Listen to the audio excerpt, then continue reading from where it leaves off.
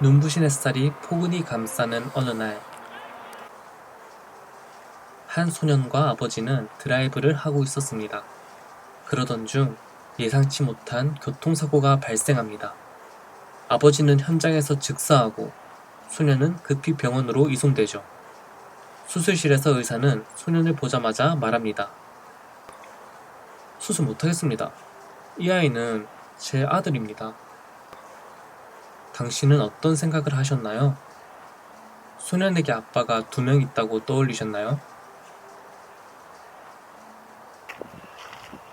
우리는 종종 눈앞의 진실을 놓칩니다. 익숙한 고정관념이, 질문하지 않는 습관이 우리의 사고를 멈추게 하죠. 안 그래도 혼란스러운데 가짜 뉴스까지 넘쳐났습니다. 그리고 우리는 생각보다 자주 믿고 싶은 최근 것을 집회 진실로 현장 착각하며 곳곳에서 살아갑니다. 가짜 뉴스와 이 가짜 뉴스는 어느새 전 세계 모든 나라가 몸살을 앓는 심각한 골치. 독서형 열차 제5화 진실이 아닌 모든 이야기 지금 시작합니다. 안녕하세요. 독서행 열차. 오늘은 경상국립대학교 신문방송사에서 재직 중인 학생 기자분을 모셨습니다. 큰 박수로 환영해 주세요. 네, 안녕하세요. 간단히 자기소개 한번 부탁드릴게요. 저는 경상국립대학교 학생 기자로 지금 2년째 활동 중인 류형록이라고 합니다. 만나서 반갑습니다. 신문방송사에 처음 지원하게 된 계기가 무엇인가요? 사실 제가 스포츠를 엄청 좋아해요. 하는 것도 좋아하고 보는 것도 좋아하는데, 그래서 어릴 때부터 스포츠 아나운서가 되고 싶어서 그런 것들 조금 더 가까이서 경험해보고자 신문방송사에 복학하자마자 지원하게 됐습니다. 그러면 지금은 신문방송사에서 어떤 활동들을 하고 계신가요? 영상 뉴스 제작, 그 다음에 컨텐츠 기획 등으로 학내 정보들을 학생들이 좀 더 이해하기 쉽게 전달하는 데 집중하고 있습니다. 그러면 기자로서 가장 기억에 남는 순간이 있다면? 장애인 학생들의 이동권에 대한 기사를 취재했을 때가 가장 기억에 많이 남습니다. 그때 사실 처음에는 그냥 학교 내 편의시설에 대한 내용을 주로 다루려고 했었는데, 제가 직접 장애인 학생들을 만나 뵙고 또 이야기를 들어보니까 생각보다 불편한 점이 너무 많더라고요.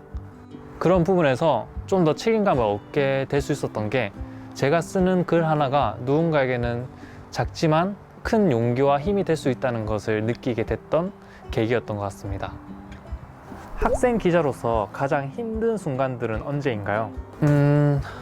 저뿐만 아니라 저와 같이 일하는 많은 학생 기자 동료들이 매 순간순간 지금 우리 대학교 학생들이 어떤 거에 대해 관심을 많이 가지고 어떤 것을 필요로 하는지 정말 고민을 많이 하고 또 많이 찾아봐요. 그럼에도 불구하고 가끔은 학생들이 원하는 기사거리들이 특정인을 약간 지목하거나 특정 집단에 대한 이야기를 나눌 때 저희는 학생 기자로서 다룰 수 없었던 적이 많아요. 이런 부분에서 학생 기자의 한계가 명확히 드러나는 부분이라고 생각을 하고, 저희도 침묵을 하는 기자가 정말 좀 괴로울 때가 많은데 저희도 열심히 노력할 테니까 좀 잘 지켜봐 주셨으면 좋겠습니다. 언젠간 꼭 써보고 싶은 기사나 만들고 싶은 영상이 있다면? 저는 지금같이 약간 수동적으로 정보를 받아들일 수밖에 없는 사회에서 독자들이 왜? 라고 더 질문을 던질 수 있는 기사를 만들고 싶습니다. 지금은 사실 누구나 정보를 제공할 수 있는 사회가 됐잖아요. 그래서 누가 더 많은 정보를 전달하기에 집중하기보다는 내가 쓴 글로 인해서 독자들이 어떻게 사고할 수 있게 돕는 글이 더 전 좋은 글이라고 생각을 하고, 사람들이 조금 더 능동적이게 생각할 수 있게 만들 수 있는 글 그리고 영상을 만들어 보고 싶습니다. 그럼 이제 책 관련된 질문으로 넘어가 보겠습니다. 평소에 즐겨 읽으시는 책의 종류가 있으신가요? 요즘 호흡이 조금 짧고 금방금방 읽을 수 있는 단편 소설을 대학생활 중간중간 짬을 내서 읽는 편입니다. 그렇다면 오늘 개척인들에게 추천해주고 싶은 도서는 무엇인가요? 네, 제가 오늘 소개해드릴 책은 이장욱 작가의 기린이 아닌 모든 것이라는 소설집입니다. 이 책은 제가 앞서 말했듯이 생각을 하게 만들고 사고를 하게 만드는 글의 정석인 것 같아요. 여기 총 8개의 단편이 수록되어 있거든요. 근데 매 단편마다 생각을 엄청 많이 하게 되는 그런 책인 것 같습니다. 이 책을 읽었을 때 처음에는 어떤 느낌이 들으셨나요? 솔직히 이 책을 처음에 읽었을 때는 뭐지? 단편 8개를 읽으면서 표정이 점점 이렇게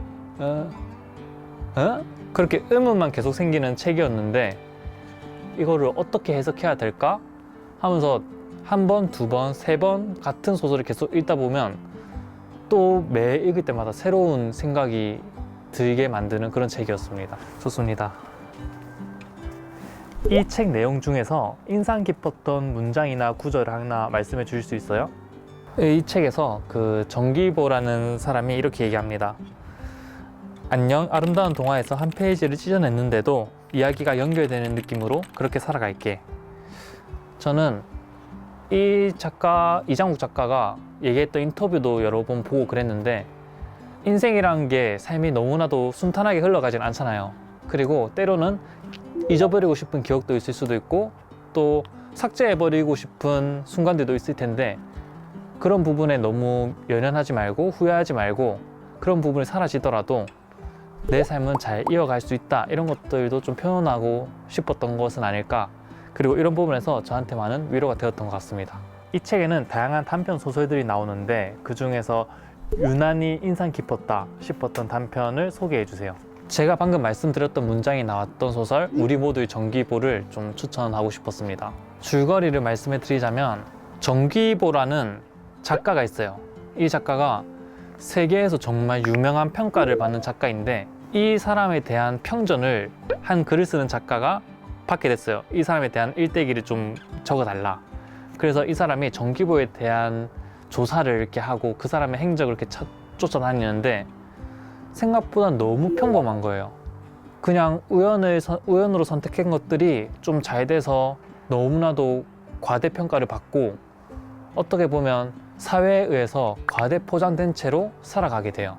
이 책 제목이 우리 모두의 정기보인 것처럼 작가가 우리의 삶도 사실상 사회 이미지로 속에 형성이 되었고 내 삶이 내 삶이 아닐 수 있다. 또 사회가 만들어낸 삶일 수도 있다. 그렇게 진짜와 가짜를 좀 구분해내는 작업이 필요하다는 것을 좀 전달해주고 싶지 않았나 라고 저는 생각이 들었습니다. 좋습니다. 그러면 이제 신문방송사의 학생 기자로서 가짜 뉴스와 이 책을 조금 연결 지어서 생각해 보실 수도 있나요?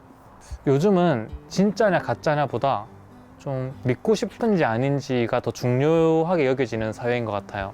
이 책을 읽다 보면 진실과 거짓 또는 허구와 사실이 아주 자연스럽게 이렇게 뒤섞이는 장면이 엄청 많거든요. 저는 그게 지금 우리 사회랑 좀 맞닿아 있다는 것 같아가지고 조금 소름이 끼쳤습니다. 진실은 때로는 조용하고 복잡하지만 사람들은 큰 소리로 말하는 쪽을 더 진짜라고 여기는 경우가 더 많은 것 같거든요. 저는 기자로서 독자들이 기사를 읽을 때나 정보를 접할 때 멈추고 생각해 볼 수 있는 시간을 가졌으면 좋겠어요. 어떤 정보든 그냥 넘기기 전에 왜? 라는 물음을 스스로 던져보고 그게 저는 지금 이 시대의 글쓰기 그리고 모든 것들에서 가장 중요한 부분이라고 생각이 듭니다. 좋습니다. 오늘은 경상국립대학교 학생 기자 류형농님과 함께 기린이 아닌 모든 것 소설을 읽어보았습니다. 한 명의 대학생으로 또 한 명의 학생 기자로서의 삶을 들을 수 있었던 좋은 시간이었습니다. 누군가에게는 익숙하고 평범한 하루 속에서 오늘 이 영상이 조금은 특별한 경험으로 남았길 바랍니다. 독서행 열차 지금까지 함께 해주셔서 정말 감사합니다. 그럼 뿌뿌. 우리는 뉴스 한 줄에 분노하고 몇 초짜리 영상에 고개를 끄덕입니다. 봤다는 이유로 믿고 많이 본다는 이유로 진실이라 부르죠. 기린이 아닌 모든 것은 묻습니다. 기린이 아닌 것을 상상해 보세요. 그런데 우리는 다시 한가로운 초원위, 목이 긴 생명체 기린을 떠올리죠. 어쩌면 우리는 기린이 아닌 것을 상상하는 순간조차 기린을 더 또렷하게 그리고 있는지도 모릅니다. 진짜를 보려면 먼저 낯선 질문을 견뎌야 합니다. 눈앞의 정보보다 더 중요한 건 그 너머를 보려는 당신의 질문입니다. 지금 당신은 무엇을 믿고 있나요?